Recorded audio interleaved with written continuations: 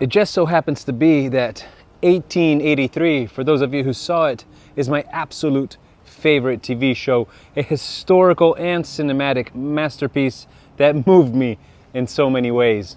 That's why when Moab Ventures asked me if I wanted to test the new, released this week, Barra 1886 177 pellet rifle CO2 version, I said yes, absolutely. They also sent along the Barra 1858, which we'll be unboxing today and testing and seeing the results. Thank you so much, Moab Ventures, for providing these awesome guns. Holding this rifle and this gun really puts me in the skin of James Dutton, but right here in my backyard. Being this a brand new release, I will go a bit more into detail than usual into the basics of this rifle. But before we proceed, let's go have a look at the damage that we did on our targets earlier.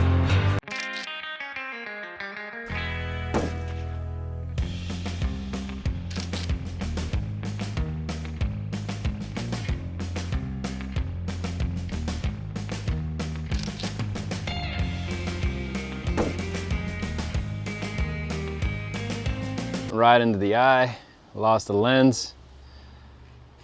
That's an entry right there. That's an entry right there. This is not, that was here before. Look at that scaving. Let's see up here. Oh, look at that.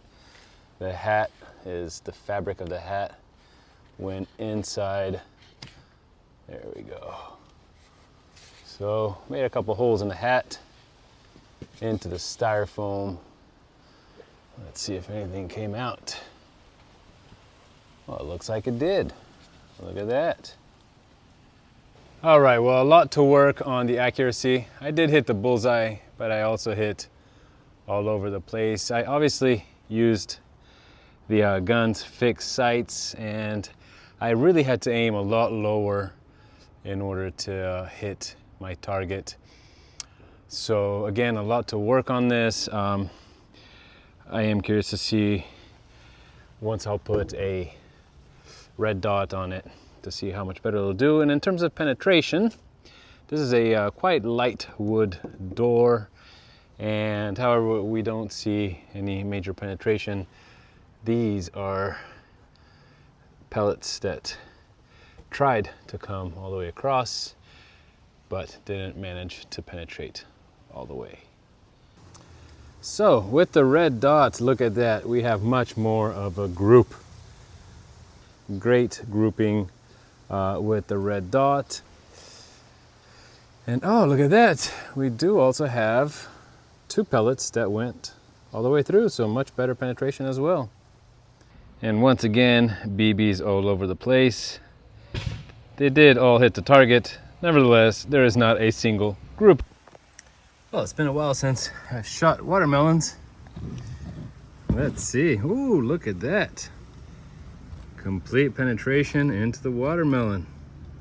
As many of you know, Barra came out with the 1886 a couple of years ago, but unlike this one, that version, that first version, is a pump rifle.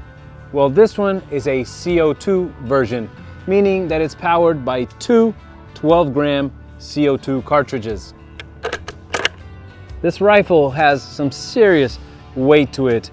It is mostly made out of metal, other than the buttstock and the grip, which are made of plastic. But again, the mechanisms, the barrel, the receiver, it is all metal. There is truly a lot of attention to detail on this thing, and I'm honestly telling you this. I see quality all around. I thought they were gonna be sending me a toy, but I'm telling you, this thing is everything but.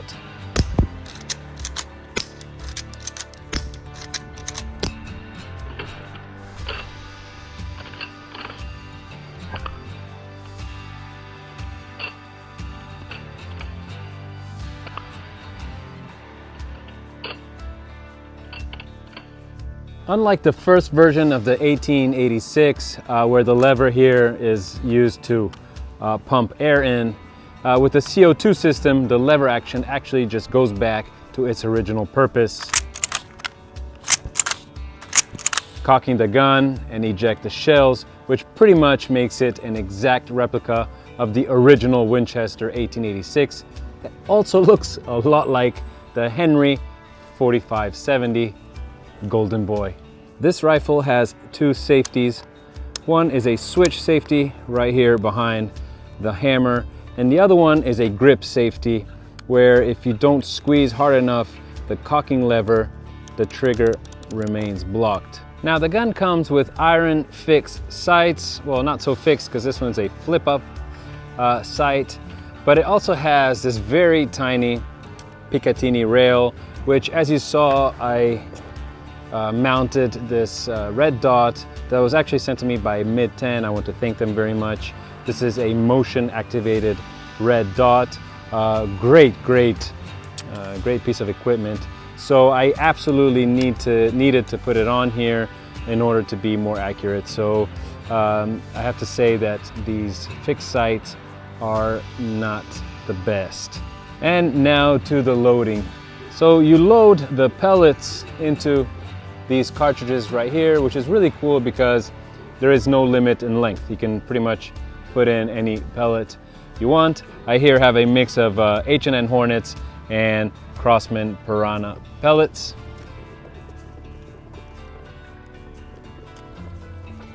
This gun comes with 10 cartridges, or rather it fits 10 cartridges, and this is my favorite part as you load them just like the real version into the side gate right here. Now you can push them in and close the side gate and go again with the next one, but eventually this will hurt your thumb. I know, because I've been doing it all day.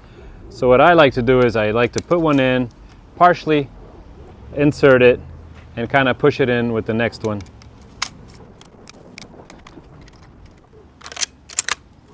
I don't know about you guys, but I'm in love with this thing. Now the loading of the CO2 on this gun is awesome. This rifle uses 2 CO2 cartridges, and to open the compartment you push a little button right here, which again opens the compartment.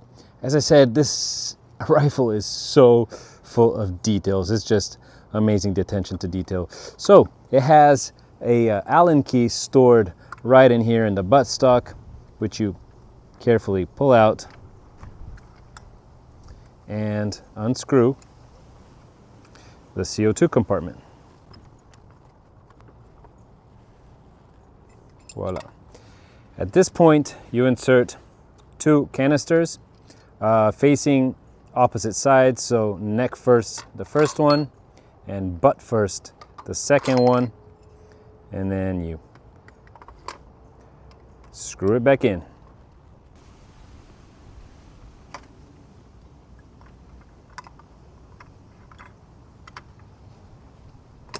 Now the 1858 does in fact feel more like a toy. It is very lightweight. It's mostly made out of plastic, and it only shoots BBs. I think it shoots around 20 BBs, which you load from right here.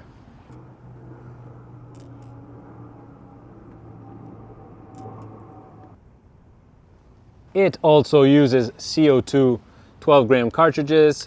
You just open it from the bottom like any CO2 pistol, and then it comes with its own screwing tool where you screw in and you activate the CO2, or you pierce the CO2 12-gram cartridge, and then you close it back up and you're ready to shoot. This is a dual action revolver.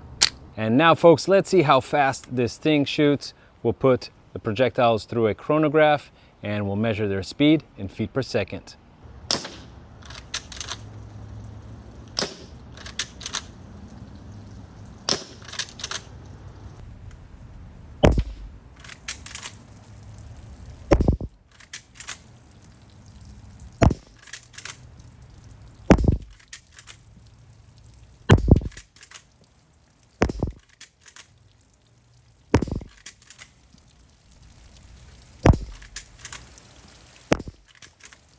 All right, mid to high 400 feet per second with our 10.5 grain Piranha pellets.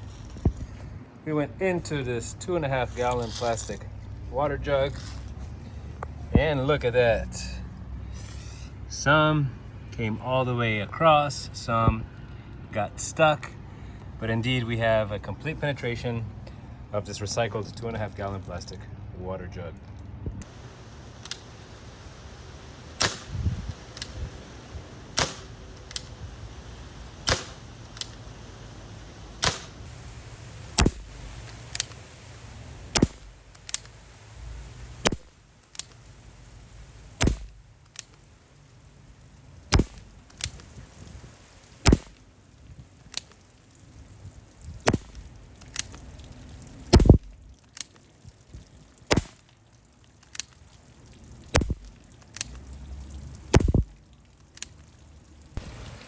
All right, how did our BB 1858 perform?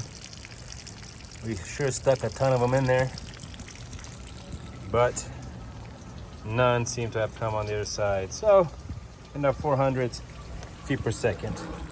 All right, folks. Well, after practicing with these cool historical toys from the past, from the Wild West, in my next Cowboys and air guns episode, we are going to take two of the most powerful air guns ever made, the Hubin GK1 and the Seneca Dragon Claw 2, both released just months ago or even days ago.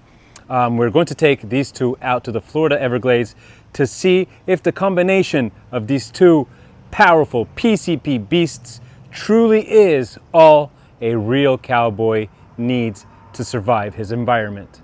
So stay tuned, subscribe to the channel, click that like button, and I'll see you at the next one.